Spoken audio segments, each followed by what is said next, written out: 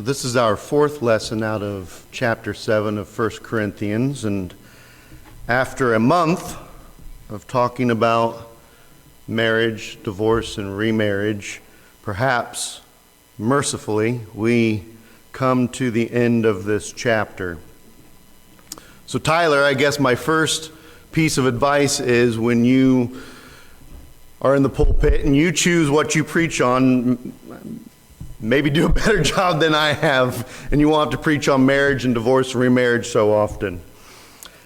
But in some ways, as we get into this lesson here, these last verses of chapter 7, in some ways I wish Paul would have led off with these verses in this chapter, with verse 26 and following, because he outlines the background and his entire reasoning for everything he has written in this chapter up to this point. Had he led off with these verses, perhaps it would have saved a lot of scholars some heartache and bad theology over the years. Now, with regards to his discussion of marriage and singleness, Paul has made it clear that neither state is spiritually better than the other.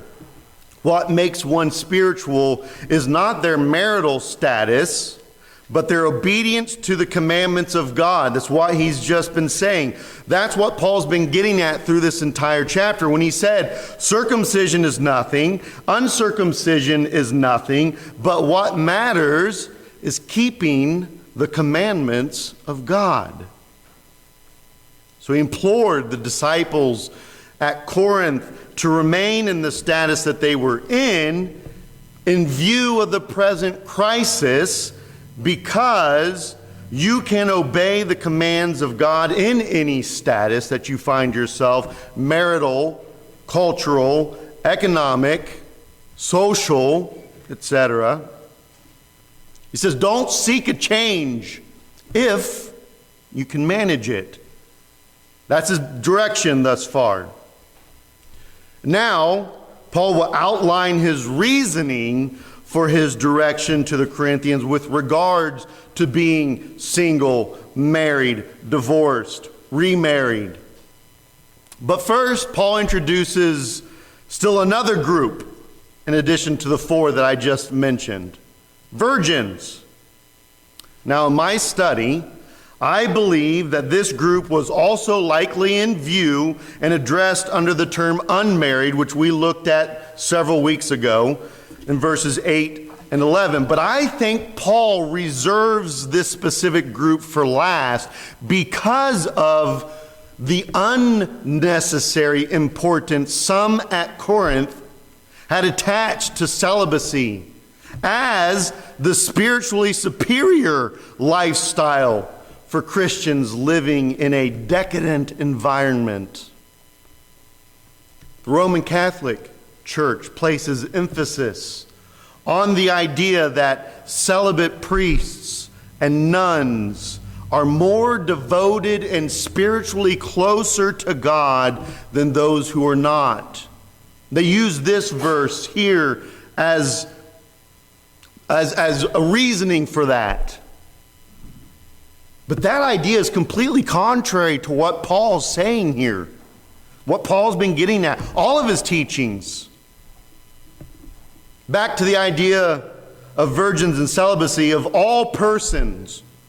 If you think about it, who could be encouraged to truly embrace perpetual celibacy? If indeed it pleases God more than the married state. It would be those virgins. If that truly is the case, that remaining celibate is closer to God in some spiritual way, then we need to ask ourselves, then is asceticism the Christian answer to sexual immorality? Because that's what we would be pushing for. That's what we'd be saying. But we know the answer to that, don't we? Paul's response to such a possibility was neither to endorse nor condemn. Now, I like how Rubel Shelley sums up Paul's response. He says, in a word, Paul answered, it depends. To their question, should we remain married? Should we remain celibate? What's better? He says it depends. There is no rule to answer your question. There is no law to enjoin a course of conduct. You live in the grace environment made possible by Christ and must choose the life situation most appropriate to honoring Him under your present circumstances. For some of you, celibacy would be the preferred option. For others, marriage is the better choice.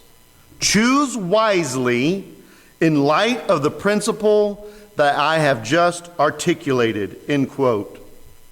And that principle that he's referring to, that I just articulated, can be found back in verse 15. God has called us to live in peace. Given an uncertain situation before the disciples at Corinth, it was important for everyone to live in God's peace. Or in today's vernacular, we may give advice such as, be wary of taking on new responsibilities. Don't bite off more than you can chew. Avoid entangling alliances. Or stay out of uncharted waters. That's what Paul's saying. Or to summarize the theme of chapter 7, remain as you are. It says in verse 26, I think then that this is good in view of the present distress, that it is good for a man to remain as he is. Just stay as you are. You don't need to add any more burdens to your life in view of the present distress.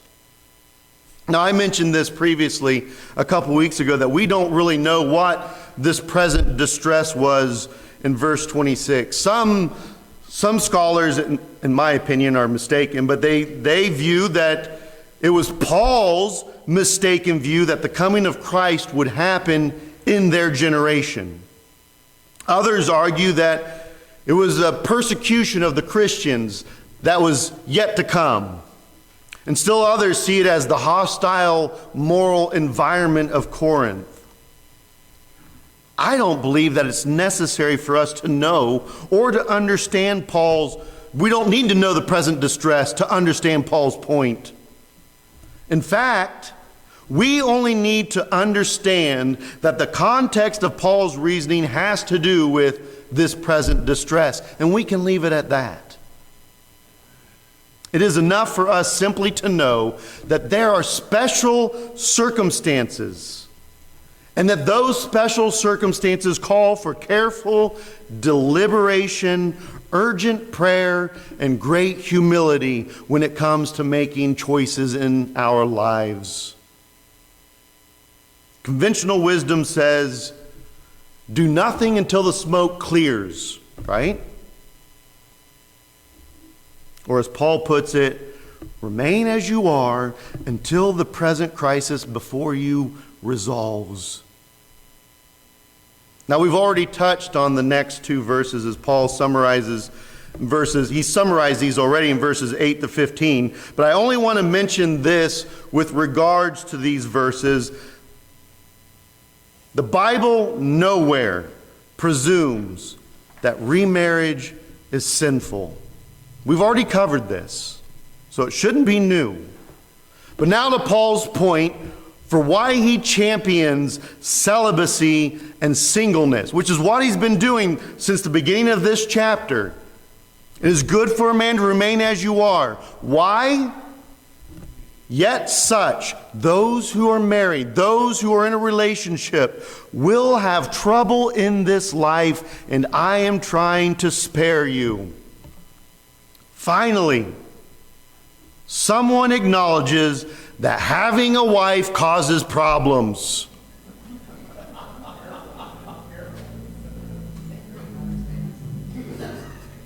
I am kidding. I am I do not believe that in the slightest, Farmer. I love you very much. In fact, you've made my life a lot more easier than I could probably make it. Marriage is an ordained gift from God. Let's not forget that.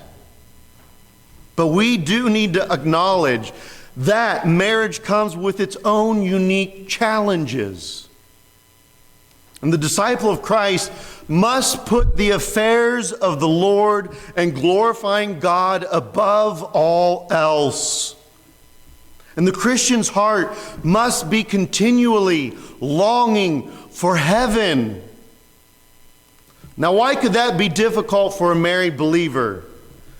Because if you walk into a Home Goods, a Hobby Lobby, or a craft store, there are 500 pictures, paintings, and postcards that all read, "Home is where the heart is." That's not a bad saying. It's true. But it's kind of hard to have your heart in two places at once. So the language can't be any clearer. The one who is unmarried is concerned about the things of the Lord, how he may please the Lord. But the one who is married is concerned about the things of the world, how he may please his wife, and his interests are divided. And the woman who is unmarried and the virgin is concerned about the things of the Lord, that she may be holy both in body and spirit. But one who is married is concerned about the things of the world and how she may please her husband. And this I say for your own benefit, not to put a restraint upon you, but to promote what is seemly and to secure undistracted devotion to the Lord. There it is in black and white, I think. Here is the reasoning for Paul's call to attempt to remain single, if possible. The plea, his plea is for undistracted devotion to the Lord. But the spouse must be devoted to each other, to one another, in order to make the marriage work, right? Yes, absolutely. Therein lies. Their interests are divided. Jesus said of the disciples' responsibility, "Seek ye first the kingdom and his righteousness." Matthew 6:33. The reason why "remain as you are" seemed to be the right counsel for Paul to give the Corinthians was his concern to keep them from getting their lives enmeshed with passing worldly things and neglect the spiritual concerns. We all live in a world, but we are to remember that the world and its passing concerns are not ultimate. They are only temporary. What passing concerns would Paul be talking about? Would I be talking about with regards to marriage? Exactly that. Marriage is passing, mourning, celebrating, buying, owning. All these things are appropriate in life's various seasons, but they must not be allowed to get us off course with our essential purpose as disciples, and which is glorify God. That is our purpose. That is our essential purpose. Now, can we glorify God in all of that? Of course we can. We can glorify God in our marriages. Absolutely. Paul went as far as to describe the marriage as of a husband and a wife akin to Christ and the church. It is a beautiful thing. The idea is to not let them those things, the worldly things that come along with a marriage, to interfere with the goal of glorifying God. In the context of Paul's letter to the Corinthians, in his opinion, guided by the Spirit, this was not the time to expand one's responsibilities by initiating new ventures. Instead, the Corinthians needed to be focused at the task at hand. But Paul says if one were to choose to begin a family at that point, an unmarried man would be inviting a host of anxieties upon himself. And those anxieties would cause division in his priorities between kingdom mission and about how to please his wife and his family.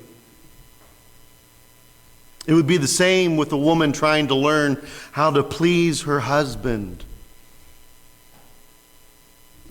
Now, as we close up chapter 7, Rubel Shelley offers 12 items about Paul's teachings on marriage, divorce, and remarriage from the entirety of this chapter that we've studied over the last 3 to 4 weeks. And I think these 12 items can benefit us today. And I cannot say them any better than he already has, so I am simply going to quote from his book these words verbatim. He writes, and this is encompassing from everything that we've studied. First, there is not a full-blown theology of marriage, family, human sexuality, and the like in Paul. Paul did not write as a would-be systematic theologian or family counselor. He wrote occasional letters to answer questions and to address problems that were arising. Some of the problems he faced in his day dealt with divorce and remarriage, and we should take cues from his method of dealing with them, which we have been through this chapter. Second, marriage is not required of anyone, and the single life should not be disparaged. Churches should not only value and affirm single persons, but be sure that Jew and Greek, slave and free, male and female, single and married, divorced and widowed are all included in the church's life and ministry. Third, not only is the single life not to be disparaged, Paul taught that it has great practical value for certain things pertaining to the kingdom of God. Fourth, a celibate lifestyle is neither morally nor spiritually superior to marriage. Fifth, marriage is honorable, and it should be regarded as a holy relationship to be encouraged and nurtured by Christians. It is not a concession to human weakness. Paul never said that. He never said if you can't stay celibate, well then just get married. He never said it was a concession to human weakness, but part of the original plan for human happiness. Absolutely. All the way back to Genesis. Sixth, divorce is not part of the divine ideal. To the contrary, divorce represents a departure from God's will and always attests to sin. Since the essence of marriage is covenanting between a man and a woman, the repudiation of one's marital vows, either by sexual infidelity or refusal to live in constant concern for one's mate, constitutes adultery. Therefore, Paul quotes Jesus to the effect that neither a husband nor a wife is ever to take initiative to disrupt covenant love and faithfulness. Seventh, though it's not ideal, Divorce is sometimes appropriate for a Christian who is married to an unbeliever. While God would use the believer's presence in a family to bless that person's mate and any children born to them, that blessing must be received and cannot be forced. Eighth, although divorce is not part of God's ideal for human life, it is nevertheless a reality in human experience. Paul acknowledges that divorce happens without ever diminishing the seriousness of covenant breaking. Marriages fail for a variety of reasons that involve sin on the part of one or both adult partners to the relationship. Ninth, whenever a Christian is involved in a divorce, it is typically wise for him or her to remain unmarried for a time in order to avoid the snare of an ill-formed relationship. There needs to be a time of healing and renewal. If reconciliation becomes a viable option during that season of renewal, then it can be pursued. 10th, Paul accepts the fact that remarriage is likely to occur in the lives of most people who divorce. Divorced persons who remarry do not sin by doing so and should not be excluded from the life of the church.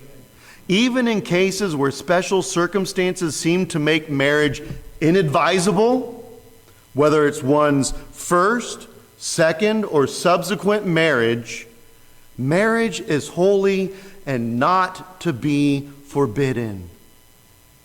11th, with regard to the circumstances of one's divorce, the right of remarriage is explicitly granted by the apostle and may be essential to the completion of one's spiritual recovery from a failed marriage. Lastly, 12th, Paul does not envision an ecclesiastical court or its equivalent to investigate, judge, or otherwise pry into the pain of one's marital past. Church leaders in our own time should urge fidelity within marriage, offer resources to assist struggling relationships, and support post-divorce reconciliation when possible. I couldn't have said it any better myself. I'm grateful that I was actually turned to this book on Rubel Shelley, because it truly sums up chapter 7 and everything that Paul has been preaching to the church in Corinth and everything that we've been studying over the last month. And I pray that if we didn't have a very good understanding, that we have a better understanding of marriage, divorce, remarriage, as it pertains to the church in Corinth and how it pertains to us today. And may God bless us in our continued study through 1 Corinthians. Now, as a reminder, I want to sing this song together. For anyone who may be thinking, because of their past, that they've been excluded for some reason from salvation, God will never turn away a repentant heart. And I've said this already before. I might be beating a dead horse, but it's good for us to hear it anyway. No sin is beyond the grace of God. So let's remind ourselves, we are sinners. We have sinned in our past. We're striving to live Christ-like lives, but we can be assured of God's grace and our part in His grace. When we give our lives over to Christ, we can have that blessed assurance. Will you please stand with me as we sing this song together this morning?